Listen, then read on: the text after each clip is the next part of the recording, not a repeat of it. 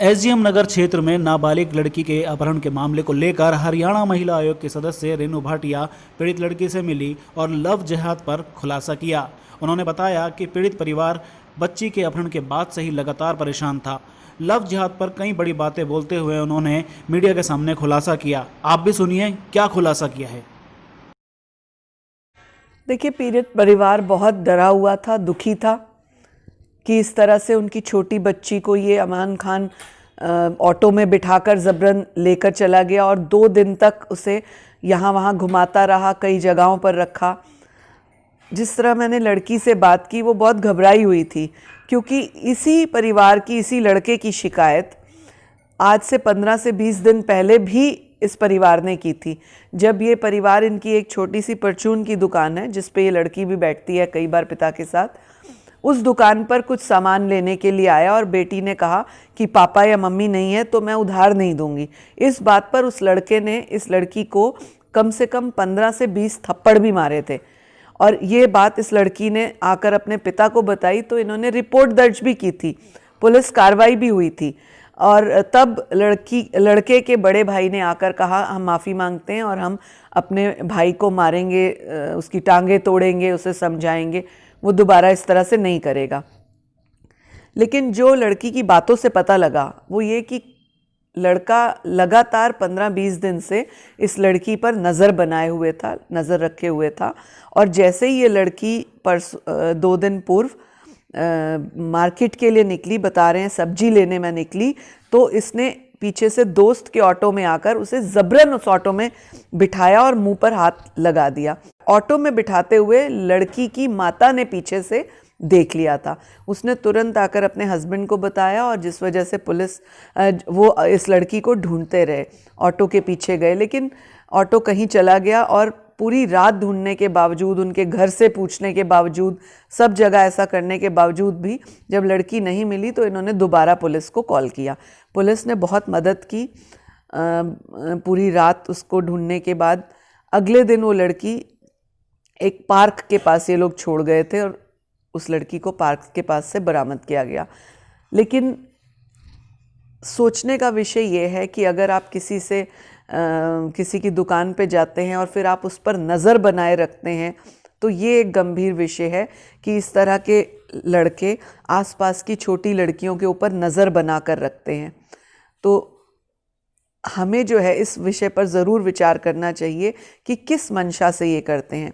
एक और बहुत इम्पॉर्टेंट बात जो इससे जुड़ती है, जो लड़की ने मुझे बताया कि ये मुझे मारकर ये भी कह रहा है कि तुझे को मैं घर तक ले जा रहा हूँ, तू फटाफट से अपना आधार कार्ड उठा के ला।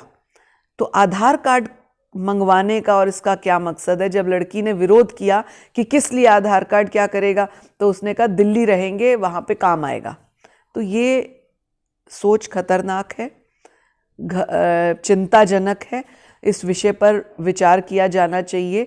कानून की सख्ती, जो हम बार बार कह रहे हैं कि इस तरह के विषयों पर कानून की सख्ती होनी चाहिए, वो ज़रूर हो, ताकि इस तरह से कोई छोटी लड़कियों को ज़बरन ले जा ना सके। मैडम, एक विशेष समुदाय के द्वारा लगातार नाम बदल बदल कर हिंदू लड़कियों के साथ इस तरह का जो है छलावा किया जाता है, चाहे उन्हें प्रेम जाल में फंसा कर, चाहे दोस्ती में फंसा कर, इसके बारे में क्या कहेंगे?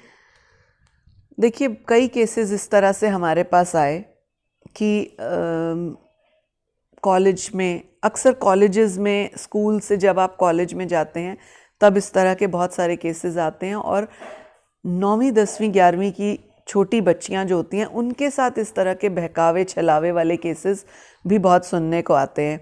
जब लड़के दोस्ती करके अपना नाम इस तरह से बताते हैं, मेरा नाम सनी है, सोनू है, राजू है, और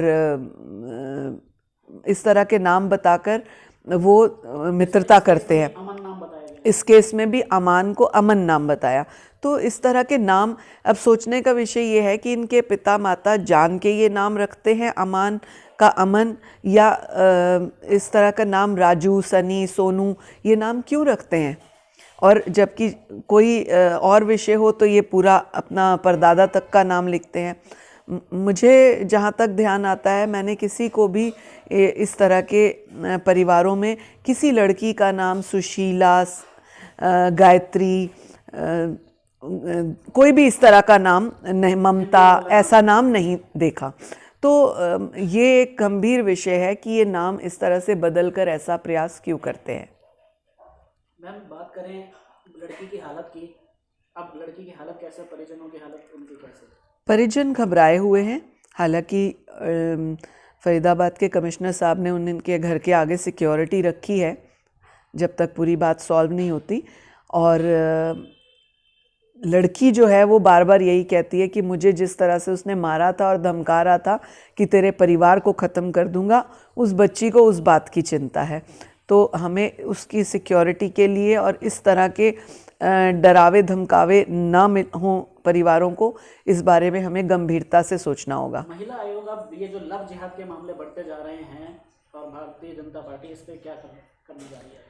देखिए, आपने चैनल्स में भी दिखाया कि कई स्थानों पर सरकारों ने, जैसे यूपी में, मध्य प्रदेश में और अब हरियाणा में भी कल माननीय गृह मंत्री अनिल विज जी ने भी इस बात को कहा कि लव जिहाद पर सख्त कानून बनेगा। परंतु इस तरह के जहाँ पर भी विषय हों, मैं समझती हूँ कि सख्ती से उनके खिलाफ कार्रवाई होनी चाहिए। ज़रा सी भी ढिलाई ना हो, फास्ट ट्रैक कोर्ट्स के माध्यम से हो और तुरंत प्रभाव से उनको अरेस्ट किया जाए, इस तरह के लोग जो सामने आ जाते हैं। हालांकि अमन जो कि अमान है उसे गिरफ्तार कर लिया गया है, लेकिन नॉर्मल धाराएं ही उस पर भी लगाई गई हैं। इस पर महिला आयोग कितना सख्त होकर पुलिस को तलब कर सकती है? देखिए, लड़की का मेडिकल हुआ है, उसकी रिपोर्ट आनी बाकी है, जिसमें जो है ये गलत काम की पुष्टि होना उम्मीद है कि यही बात है सामने आएगी। परंतु जब तक पूरी रिपोर्ट नहीं आई ठोस तरीके से कुछ कहना भी ठीक नहीं होगा। परंतु जो भी कार्रवाई हो, मेडिकल की रिपोर्ट एक सेकंड ऑप्शन है, लेकिन लेकर जाना और इस तरह से व्यवहार करना, किडनैप करना, ये अपने आप में एक जुर्म है। लव जिहाद पर हिंदू लड़कियों को क्या मैसेज देना चाहेंगे? केवल इतना कहूँगी कि यदि आप मित्रता करते हैं तो बहुत सोच समझ के करें। आप इस तरह के बहलावों में ना आएँ। यदि आपको कोई अपना नाम बदल के इस तरह से दोस्ती करता है तो इस बात को गंभीरता से लें, समझें और शिकायत करें। जब भी आपको पता लग जाए कि आपके साथ इस तरह का छलावा करने का प्रयास है, आप ज़रूर पुलिस तक शिकायत करें, महिला आयोग तक पहुँचें या अपने परिवार के सदस्यों को इसके ऊपर सख्त कार्रवाई करने के लिए बाध्य करें, कंपेल करें कि वो इस केस को सीरियसली देखें। धन्यवाद। Thank you.